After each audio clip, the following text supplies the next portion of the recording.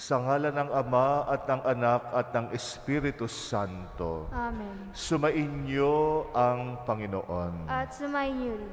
Araw muli ng Lunes, simula ng trabaho para sa marami, kaya itinataas muli natin at iniahabilin ang ating mga trabaho buong linggo sa ating Panginoon. At dahil panahon ng Kwaresma ay may dagdag na kahulugan, yung ating pagganap ng ating mga gawain sa diwa ng ating paglilingkod sa Diyos. Nawa ang ating mga trabaho at gawain ay maging daluyan ng grasya ng Diyos, lalo na ngayong panahon ng Kwaresma. Aminin natin ang ating mga kasalanan upang maging marapat tayong gumanap sa banal na pagdiriwang. Sapagkat lubha kang mahabagin, Panginoon, kaawaan mo kami. Panginoon, kaawaan mo kami. Sapagkat lubha kang mapagpatawad, Kristo, kaawaan mo kami. Kristo, kaawaan mo kami. Sapagkat lubha kang mapagmahal, Panginoon, kaawaan mo kami. Panginoon, kaawaan mo kami. Kaawaan tayo ng makapangyarihang Diyos, patawarin tayo sa ating mga kasalanan at patnubayan tayo sa buhay na walang hanggan. Amen. Manalangin tayo. Ama naming makapangyarihan, ibalik mo kaming muli sa iyong piling at upang ganap na pakinabangan namin ang 40 araw na paghahanda para sa Pasko ng Pagkabuhay, hubugin mo sa iyong aral ang aming kalooban. Sa pamagitan ng Jesucristo kasama ng Espiritu Santo, magpasawalang hanggan. Amen.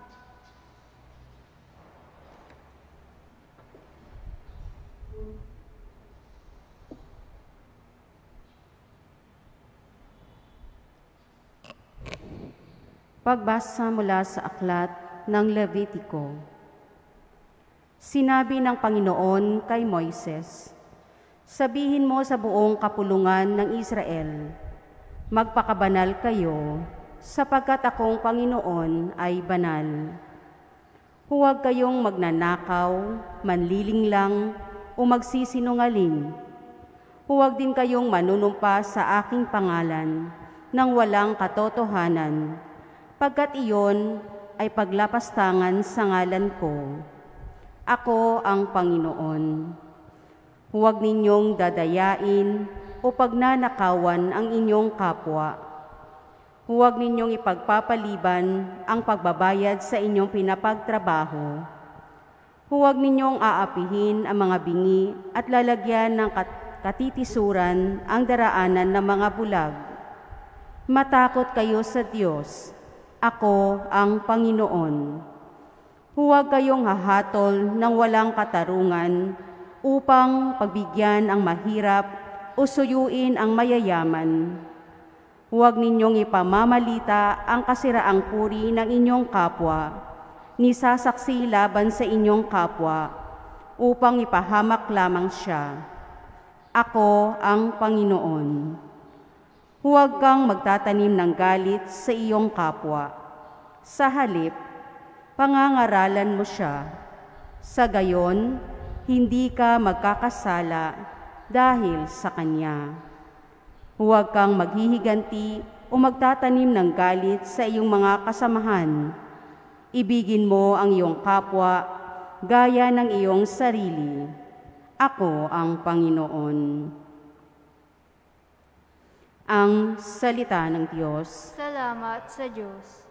Espiritong bumubuhay ang salita ng may kapal. Espiritong bumubuhay ang salita ng may kapal. Ang batas ng Panginoon ay batas na walang kulang.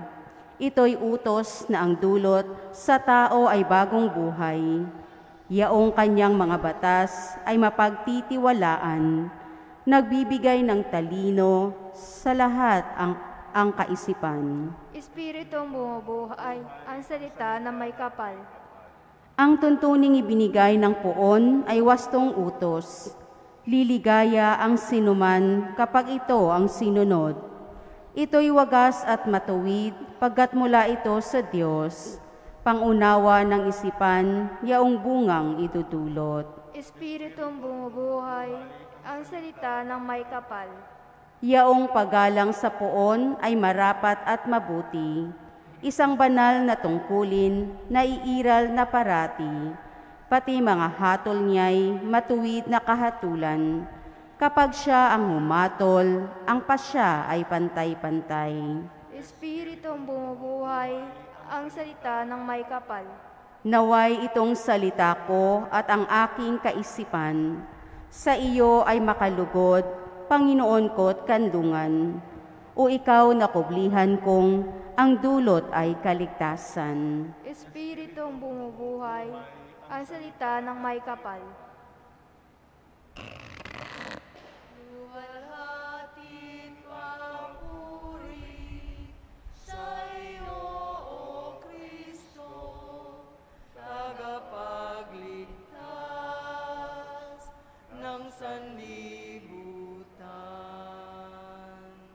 Ngayoy panahong marapat, panahon ng pagliligtas, araw ngayon ng pagtawag upang makamit ang habag ng Panginoong matapat. Luwalhati papuri sa iyo, O Kristo, tagapagligtas ng sanlibutan. Sumainyo ang Panginoon. At sumainyo rin. Ang mabuting balita ng Panginoon ayon kay San Mateo. Papuri sa iyo, Panginoon.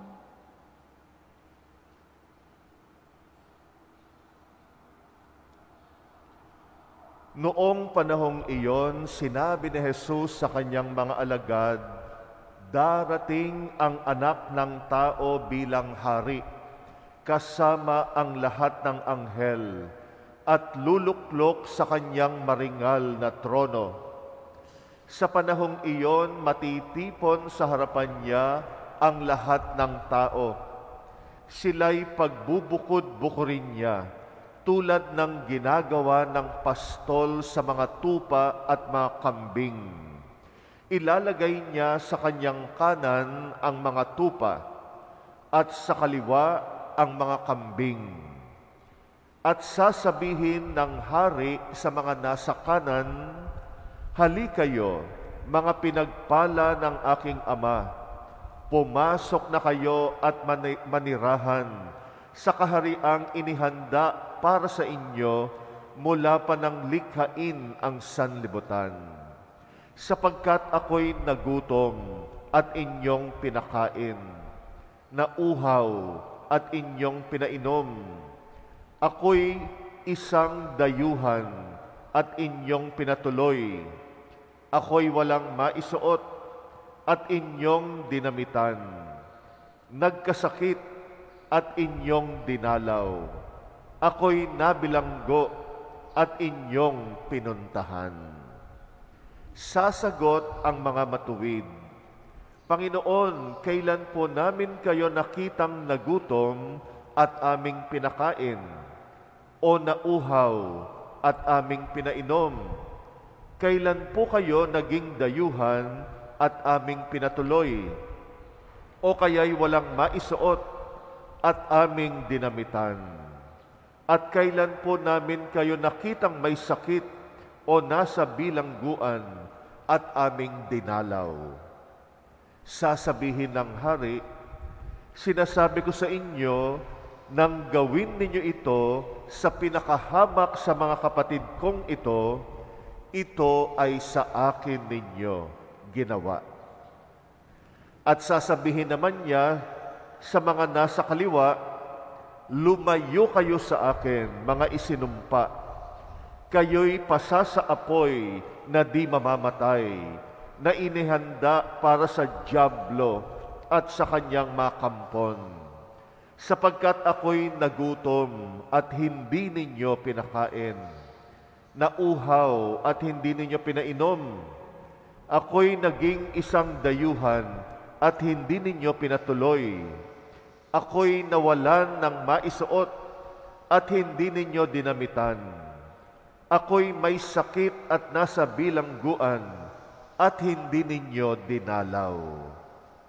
At sasagot din sila, Panginoon, kailan po namin kayo nakitang nagutom, nauhaw, naging dayuhan, nawalan ng maisuot, may sakit o nasa bilangguan at hindi namin kayo pinaglingkuran?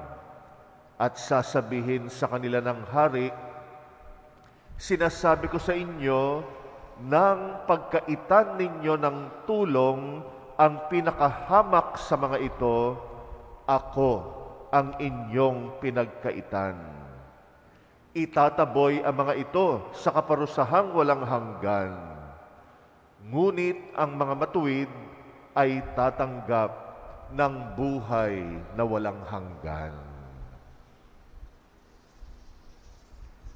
Ang mabuting balita ng Panginoon. Pinupuri ka namin, Panginoong Hesukristo. Sa wakas ng panahon, sa araw ng paghuhukom, hindi tayo tatanungin ng Panginoon gaano tayo kahaba nagdasal o kung gaano tayo karegular nagsisimba. Wala ba tayong absent o nakailang rosaryo ba tayo o iba pang mga dasal na ginagawa natin. Bagamat ito'y mga importante siyempre yung panalangin. Nagpapakita ito ng pag-ibig natin sa Diyos.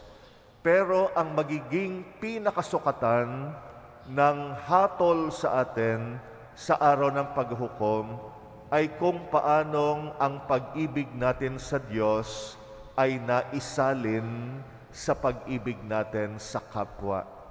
Kaya ang tatanungin niya sa atin ay kung paano natin siya pinakain, pinainom, dinalaw, kinalinga, lalo na sa mga kapwa natin na nangangailangan at nagdurusa.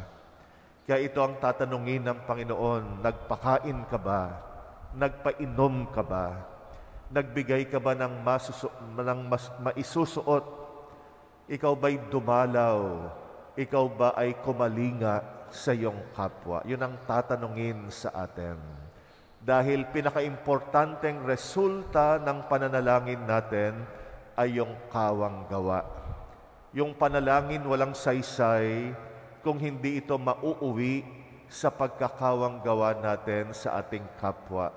Ang pag-ibig ng Diyos hindi matutupad kapag hindi ito na ipahayag sa pag-ibig natin sa ating kapwa. Sa lumang tipan, paulit-ulit nating naririnig ang utos na ibigin ang Diyos ng higit sa lahat. Pero ang napabayaan ng marami, lalo na sa lumang tipan, ay yung bahagi ng kautusan na narinig natin sa unang pagbasa natin mula sa aklat ng Levitico. Naroroon yung pinaka-pagpapahayag ng pag-ibig sa Diyos, yung utos na mahalin ang kapwa. Kaya marami ring utos tungkol sa kapwa, katulad ng huwag tayong mandaraya ng ating kapwa, huwag nating gagawa ng mali yung ating kapwa, kalingain natin yung kapwa natin. Yun yung utos na napabayaan.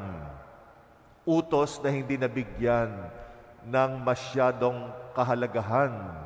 Pero kahit sa lumang tipan pa lang, ay naroroon na yung utos na mahalin ang kapwa, nakakambal ng utos na mahalin ang Diyos. Kaya nang dumating si Kristo, maalala natin, ay ginawa na lang niyang dalawa ang utos. Sa dinami-dami ng utos, ay ginawa na lang niyang dalawa.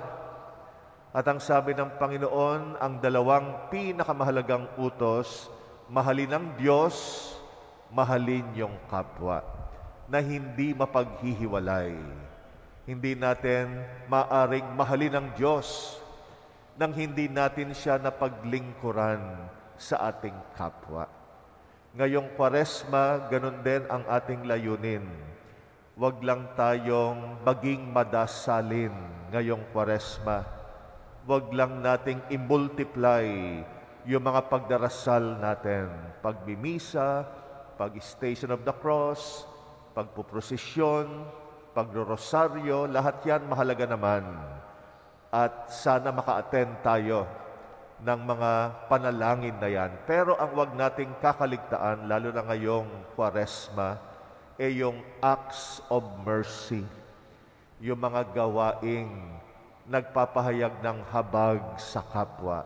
Lalong nagiging makabuluhan ang Kwaresma kapag nakagawa tayo ng mga gawaing pagmamalasakit, lalo na sa kapwa nating nakikita natin araw-araw, lalo na paglabas natin. Mga kapwa nating walang bahay, mga kapwa nating walang makain, mga kapwa natin na walang matinong maisusuot, at iba pang mga pangunahing pangailangan na nag-e-enjoy tayo. Sana ay mabagabag yung konsyensya natin na tayo o kayang kalagayan natin, nakakakain tayo ng sapat, madalas sobra pa nga, ayos din yung damit natin, wala tayong problema sa bahay, at iba pang mga pangailangan. Pero pag labas natin, marami tayong mga nasasalubong, yung mga pangunahing pangangailangan na ito ay wala sa kanila, ipinagkait sa kanila. At ang hamon sa atin, gumawa ka sa tahimik na paraan. Ito yung paalala ng Miyerkules ng Abo, yung pagbasa, na pag ikay maglilimos, huwag mo nang ipagkamaingay pa, na tumulong ka, magkawang gawa ka sa lihim na paraan. Sana ngayong Kwaresma makagawa tayo ng isang bagay na makapagpapaangat, makapagpapagaan ng hirap ng kapwa nating madalas nating makita sa araw-araw nating buhay. Tandaan natin, sa wakas ng panahon, hindi tayo tatanungin kung gaano kahaba tayo nagdasal. Ang itatanong ng Diyos kung lahat ng dasal natin ay nauwi sa pagkalinga sa ating kapwa. Dahil lahat ng ginawa natin sa kapwa natin ay sa Panginoon natin ginawa. Sa kabilang banda, yung mga hindi natin ginawa sa ating kapwang nangangailangan ay hindi rin natin ginawa para sa ating Panginoon.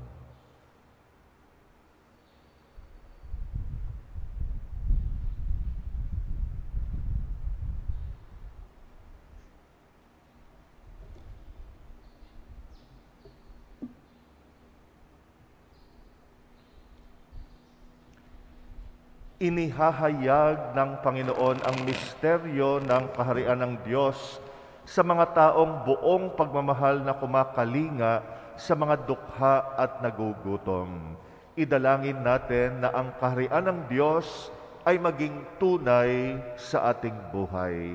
Ating itugon sa bawat kahilingan, Panginoon, loobin mong mahalin at paglingkuran ka namin sa aming kapwa. Panginoon, loobin mong mahalin at paglingkuran ka namin sa aming kapwa.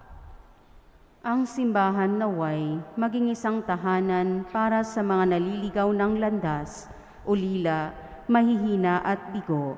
Manalangin tayo sa Panginoon. Panginoon, loobin mong mahalin at paglingkuran ka namin sa aming kapwa. Ang mga mayayamang bansa naway taimtim na magsagawa ng mga hakbang upang makatulong sa pag-unlad ng mahihirap na bansa. Manalangin tayo sa Panginoon. Panginoon, loobin mong mahalin at paglingkuran ka namin sa aming kapwa. Ang mga napariwara at mga itinakwil ng lipunan naway maakit sa kaharian ng Diyos sa pamamagitan ng ating pagkakawang gawa. Manalangin tayo sa Panginoon. Panginoon, loobin mong mahalin at paglingkuran ka namin sa aming kapwa. sa ating mga tahanan, lugar ng hanapbuhay, at sa pamayan ng ating kinabibilangan, naway may palaganap natin ang paghahari ng Diyos. Manalangin tayo sa Panginoon. Panginoon, loobin mong mahalin at paglingkuran ka namin sa aming kapwa. Ang mga yumao, naway makapasok sa kahariang hinihanda para sa kanila. Manalangin tayo sa Panginoon. Panginoon, loobin mong mahalin at paglingkuran ka namin sa aming kapwa. Tahimik nating idalangin ang mga personal nating kahilingan, muli nating alalahanin ang mga kapatid nating nangangailangan at humihiling ng ating dasal. Itaas din natin sa Panginoon ang mga kapatid nating nag-aalay ng misa para sa kanilang intensyon. Tahimik natin itong ipagdasal.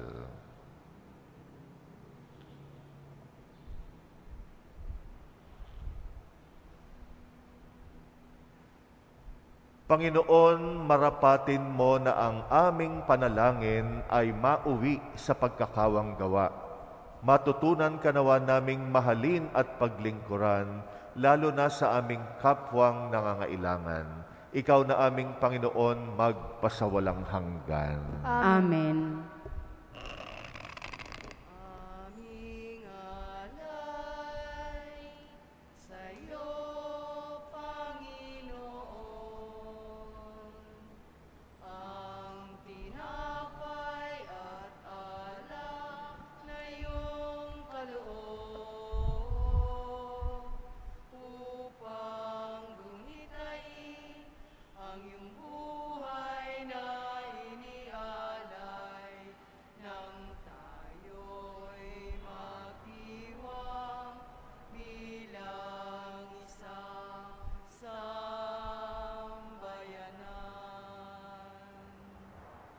Ang tinapay, ito ang iyong laman. At ang alak, ito ang iyong dugo. Naman mo'y nihain upang lahat ay buhayin. Dugo mo ang dumanak ng lahat ay mapatawad. Aming alay sa'yo, Panginoon, ang tinapay at alak na iyong kaloob, upang gunitain ang iyong buhay na inialay, nang tayo'y magdiwang bilang isang sambayanan.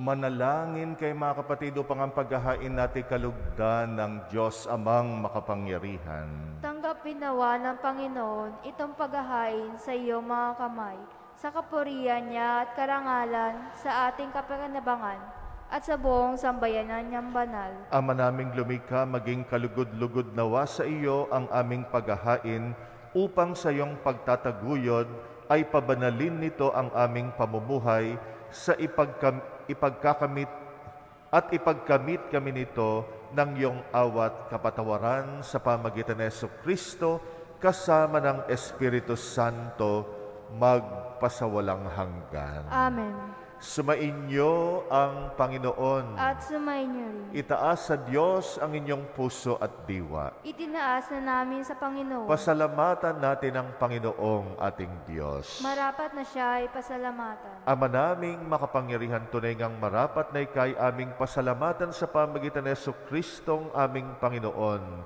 Binibigyan mo kami ng bagong pagkakataon upang ganapin ang paghahanda ngayon para sa pagdiriwang ng muling pagkabuhay. Kaisa ng iyong anak na minamahal, aming inilalaan ang panahon, talino at yaman para ganapin ang iyong kalooban na ang kapwa-tao ay lubos na damayan. sa pagdiriwang namin sa aming pagsilang bilang makaanib ng iyong sambayanan, kami iyong pinagkakamit ng katayuang ganap sa pagtatangkilik. Kaya kaisa ng mga anghel na nagsisiawit ng papuri sa iyo, nang walang humpay sa kalangitan kami nagbubunyi sa iyong kadakilaan. Santo, Santo, Santo Panginoong Diyos ng mga hukbo, napupuno ang langit at lupa ng kadakalaan mo. Hosana sa kaitaasan, pinagpala ang naparirito sa ngalan ng Panginoon. Hosana sa kaitaasan. Ama naming banal, ikaw ang bukal ng tanang kabanalan, kaya't sa pamagitan ng iyong Espiritu, gawin mong banal ang mga kaloob na ito pang para sa amin ay maging katawan at dugo ng aming Panginoong Jesucristo. Bago niya pinagtiis ang kusang loob na maging handog, hinawakan niyang tinapay, pinasalamatan kanya, pinaghati-hati niya yon, iniabot sa kanyang mga alagad at sinabi, tanggapin ninyong lahat ito at kanin. Ito ang aking katawan na ihahandog para sa inyo.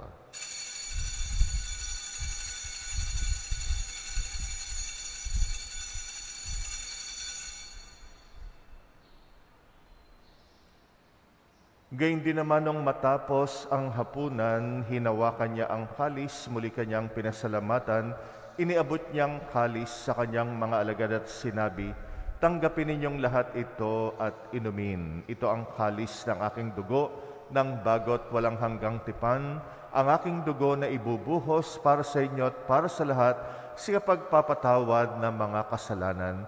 Gawin ninyo ito sa pag-alala sa akin.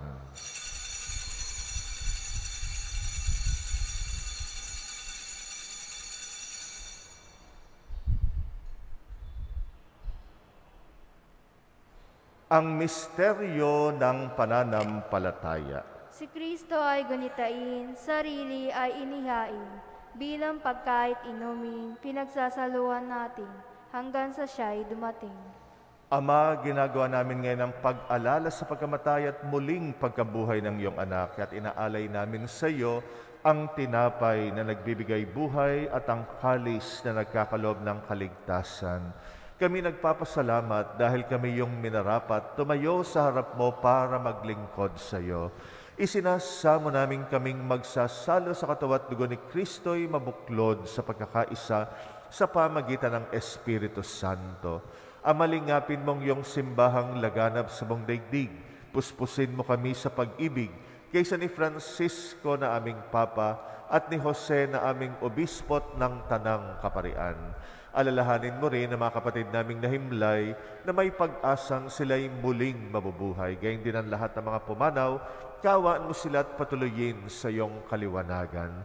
Kawaan mo at pagindapatin kaming lahat makasalo sa iyong buhay na walang wakas, kaysa ng mahal na Birheng Maria na Ina ng Diyos, ng kabiyak ng puso niyang si San Jose, kaysa ng mga apostol at ang lahat ng mga banal na namuhay dito sa daigdig ng kalugod-lugod sa iyo. May pagdiwang nawa namin ang pagpupuri sa ikrarangal mo sa pamagitan ng iyong anak na aming Panginoong Hesukristo. Sa pamamagitan ni Kristo, kasama niya at sa Kanya ang lahat ng parangal at papuri ay sa iyo, Diyos Amang makapangyarihan kasama ng Espiritu Santo, magpasawalang hanggan.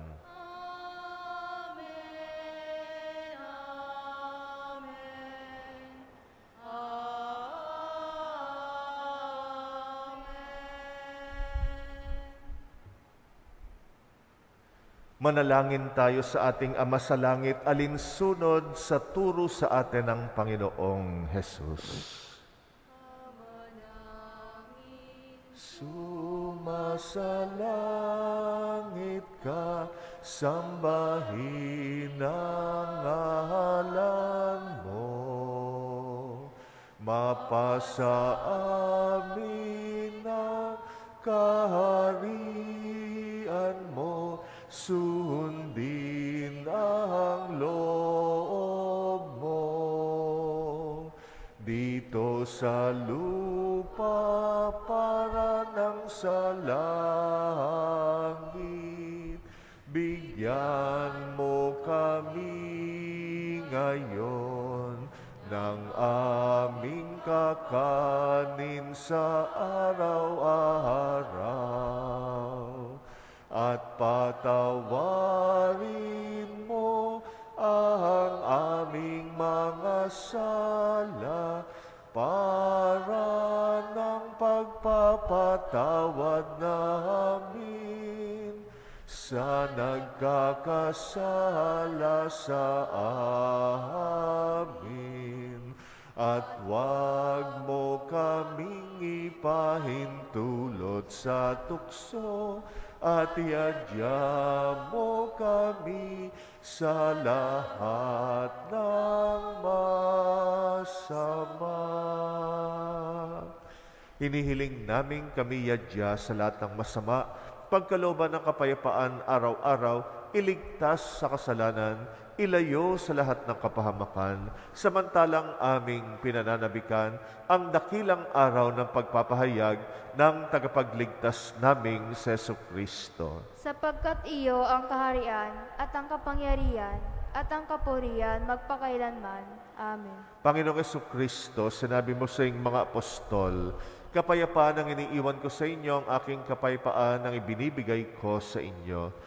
Tunghayan mo ang aming pananampalataya, huwag ang aming pagkakasala. Pagkalooban mo kami ng kapayapaan at pagkakaisa ayon sa iyong kalooban, kasama ng Espiritu Santo, magpasawalang hanggan. Amen. Ang kapayapaan ng Panginoon ay laging sumainyo. At sumayo rin. Magbigayan kayo ng kapayapaan sa isa't isa. Peace be with you.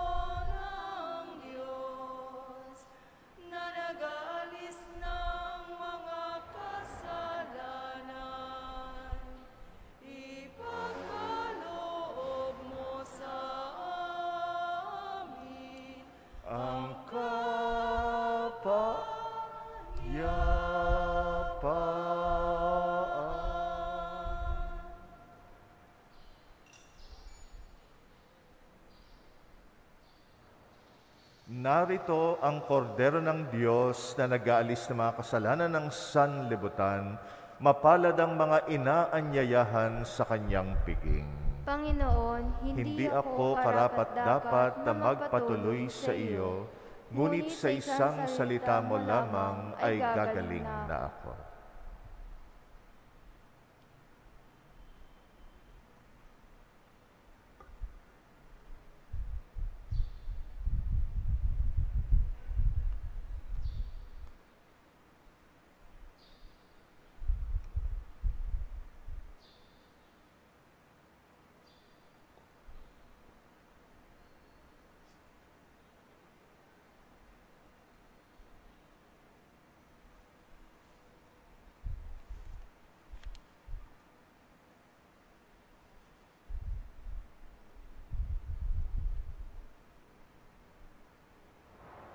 Ang katawan ni Kristo. Amen.